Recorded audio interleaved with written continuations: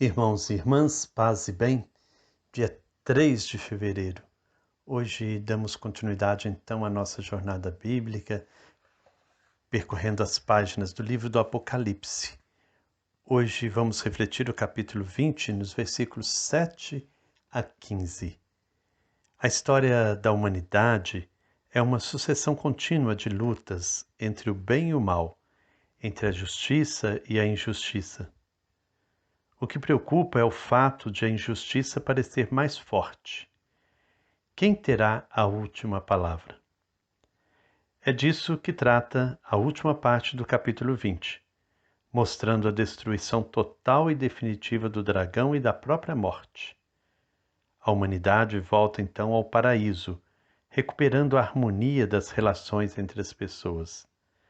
De fato, para o autor do livro do Apocalipse, o paraíso terrestre não é algo que se perde no passado distante, e sim uma luz que brilha no horizonte da nossa história. Abramos nosso coração para este momento orante com a palavra de Deus. Senhor, mais uma vez me coloco diante de vós para ouvir sua palavra. Quero dela alimentar-me, pois para mim é doce como mel, apesar de sua prática ser marcada pelo amargor. Como é difícil e desafiante vivê-la.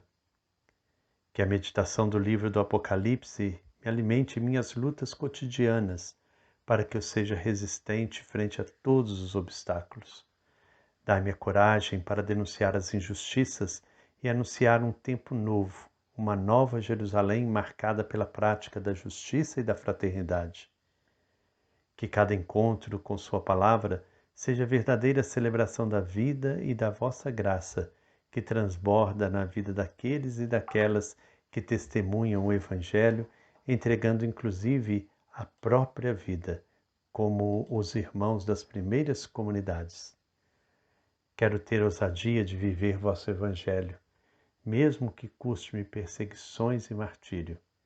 Quero ser contado entre os bem-aventurados que buscam a verdadeira felicidade e alcançaram não apenas na vida futura, mas no encontro de irmãos, no sorriso e no abraço, na solidariedade transformadora, no cuidado com nossa casa comum, em gestos que fazem vosso reino vir até nós. Como é urgente, Senhor, compreendermos vossos sinais. A vida clama por cuidado. Não podemos desanimar. Nossa fé é que nos fortalece, pois cremos que vós sois o Deus justo e que seu Filho, fazendo-se um de nós, nos ensinou a caminhar, que vencendo a morte, nos ensinou a crer. Que a vossa graça e a vossa paz nos abracem e nos façam sempre fiéis testemunhas do vosso amor, pois vosso é o reino, o poder e a glória para sempre. Amém. Nosso texto bíblico hoje, então, capítulo 20, versículos de 7 a 15. Quando os 1000 anos tiverem passado, Satanás será solto da prisão. Então ele vai sair para enganar as nações nos 4 cantos da terra, Gog e Magog, reunindo todos para a guerra. O número deles é como a areia do mar. Espalharam-se por toda a terra e cercaram o acampamento dos santos e a cidade amada. Mas desceu fogo do céu e os devorou. O diabo, aquele que os estava enganando, foi jogado no lago de fogo e enxofre, onde já estavam a besta e o falso profeta. Aí serão atormentados dia e noite para sempre. Então vi um grande trono branco e alguém sentado nele. A terra e o céu fugiram de sua presença e não houve lugar para eles. Então vi os mortos, grandes e pequenos, em pé diante do trono. E foram abertos alguns livros, e ainda outro livro foi aberto. Era o livro da vida. Então os mortos foram julgados de acordo com as suas obras, a partir daquilo que se encontrava escrito nos livros. O mar devolveu os mortos que nele estavam. A morte e a morada dos mortos fizeram a mesma coisa. e todos foram julgados conforme as obras que haviam realizado. Então a morte e a morada dos mortos foram jogados no lago de fogo. Esta é a segunda morte, e quem não tinha o nome escrito no livro da vida foi jogado no lago de fogo. Palavra do Senhor, graças a Deus. Propositalmente ancorado no sentido amplo dos 1000 anos, lembrando que é passado, presente e futuro, isso que representa os 1000 anos, o autor do Apocalipse descreve a soltura de Satanás, a sedução que provoca sobre as nações, o cerco que impõe ao acampamento dos santos e a intervenção de Deus que o destrói para sempre. Olhando para o presente e o futuro da humanidade, o autor mostra a última tentativa do dragão para eliminar o povo de Deus. Seduz o mundo inteiro com sua idolatria. Gog e Magog são personificações das nações, levando-o a combater contra os profetas.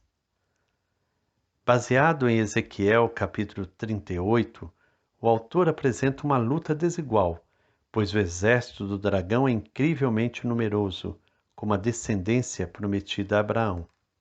As comunidades perseguidas são convidadas ao discernimento. Quando foi que sentiram tão forte a força ameaçadora do dragão? No passado do povo de Deus, no presente e o será também no futuro.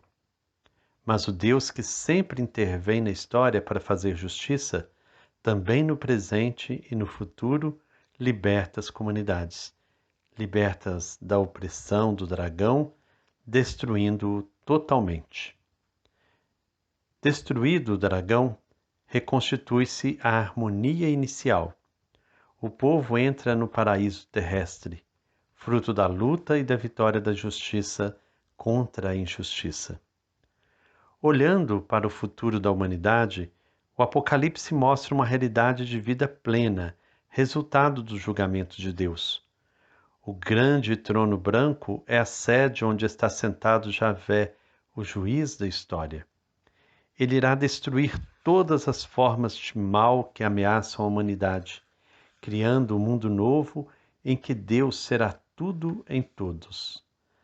Até agora o Apocalipse definiu o céu como a moradia de Deus e a terra como o lugar onde vivem as pessoas. Olhando para o futuro, o autor não vê mais distinção entre Deus e a humanidade. Os dois formam uma só coisa. O trono recorda a cadeira do juiz, e os livros abertos denotam que o julgamento está para acontecer. Esses livros contêm tudo o que as pessoas fizeram, e o livro da vida, que é o livro do Cordeiro, traz registrada a prática da justiça dos que selaram o compromisso com o reino. O julgamento vai se realizar. As comunidades o afirmaram muitas vezes em seus cantos de resistência. E não se trata de julgamento arbitrário, pois Deus simplesmente dá a cada um de acordo com a opção que fez. Detalhe importante: tanto no Evangelho de João quanto no Apocalipse, Deus não julga nem condena. São as pessoas que atraem sobre si a condenação por causa das escolhas que fizeram. Outro detalhe importante: a condenação existe para quem rejeitou a prática da justiça. Quem aderiu a Jesus, quem tem seu nome escrito no livro da vida, passa da morte para a vida. O último inimigo do projeto de Deus a ser destruído é a morte. A morte e a morada dos mortos foram então jogadas no lago de fogo. O lago de fogo é a segunda morte. Os pressupostos donos da vida, o mar, a morte, a morada dos mortos, se submetem ao dono da vida e a seguir são destruídos. Morta a morte, tudo se transforma em vida. Desaparecendo a injustiça, todos terão vida em abundância, pois foi para isso que Jesus veio ao mundo. Lendo o capítulo 20 do livro do Apocalipse, muitos são tentados a projetar para um futuro distante e inatingível tudo o que esse capítulo apresenta. Assim fazendo, despojam este livro de toda sua força de transformação, levando as pessoas à passividade e à resignação. Recorrendo ao simbolismo dos 1000 anos, que abraçam o passado, o presente e o futuro das comunidades, o Apocalipse nos ajuda a superar a tentação de ficarmos sentados à beira do caminho, pois somente caminhando, profetizando e resistindo é que o julgamento de Deus acontece na história.